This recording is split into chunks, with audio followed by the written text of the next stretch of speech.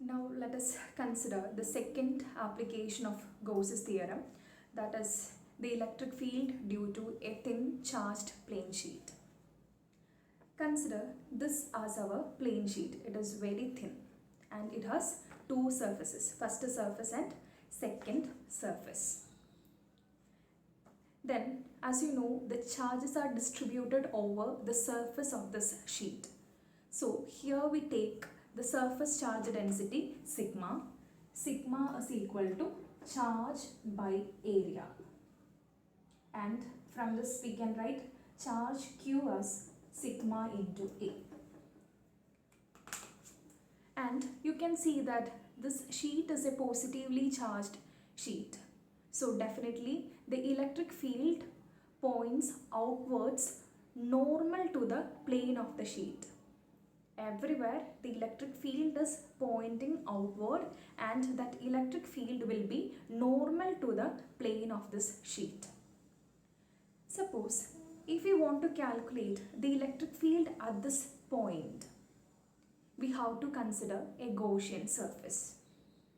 And as you know, the Gaussian surface, the appropriate Gaussian surface for this particular case is a cylinder of cross-sectional area A. And we have one more surface here. So there also we can consider a cylinder. So the Gaussian surface is a cylinder of cross-sectional area A and the total length 2r. The cylinder has length r and this one also has the length as r. So the total length is 2r. That is the Gaussian surface. It is a cylinder. Then we have to consider the direction of the electric field and the direction of the area element for the three surfaces, that is these two flat surface and one curved surface. Now consider these two flat circular ends. For this flat circular end, the area vector is represented by normal to the surface. This is the direction of the area vector for this surface. And as we know, the electric field is pointed in the outward direction. So you can see that the area vector and the electric field are along the same direction. So the angle between E and area A is 0 degree, and same for this surface too. Area vector along this direction and electric field along the same direction. So they are making angle 0 degree. So EA cos 0, it will become EA. Now consider the curved surface, and for the surface the electric field lines are parallel to that curved surface. This is the direction of the electric field line. But area vector for the surface is perpendicular to that surface. So angle between E and A is 90 degree for the curved surface. So what will happen to EA? It will become EA cos 90. So the electric flux is not contributed by the curved surface. This case can be represented by this figure. As we discussed, the electric flux is contributed by these two flat circular ends. So let us write the first equation for electric flux. Electric flux phi is equal to EA. This is due to the first flat circular end. We have one more surface that also contributes to the electric flux. So we have to consider that also.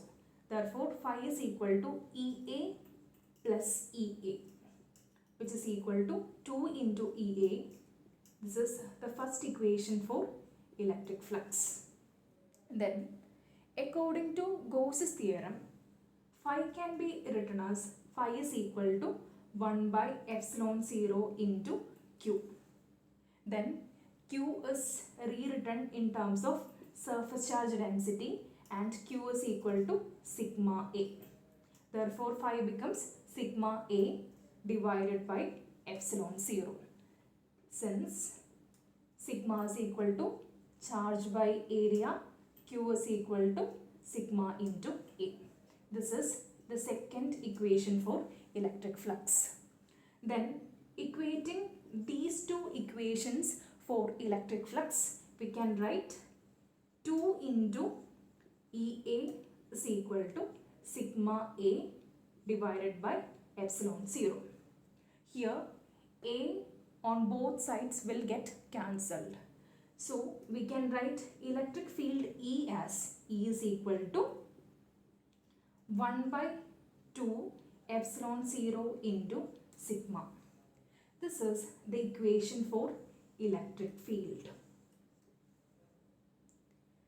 Then in vector form it can be written as E is equal to 1 by 2 epsilon 0 into sigma into n cap, where n cap is the unit vector normal to the plane. Then when you check this equation for electric field, you can see that this electric field is independent of the distance r. Distance r means the distance between the point P and the plane sheet. Electric field is independent of r. That can be observed from this equation. Then one more thing I will mention here about the sign convention of this electric field. Then that is, if the sheet is a positively charged plane sheet, for that case sigma, the surface charge density sigma is greater than 0.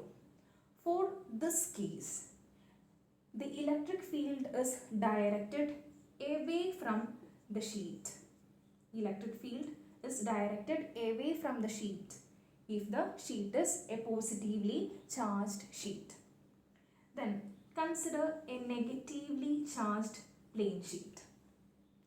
For this case, sigma is less than 0. For this case, the electric field is directed towards the plane sheet. We use these two sign conventions for electric field.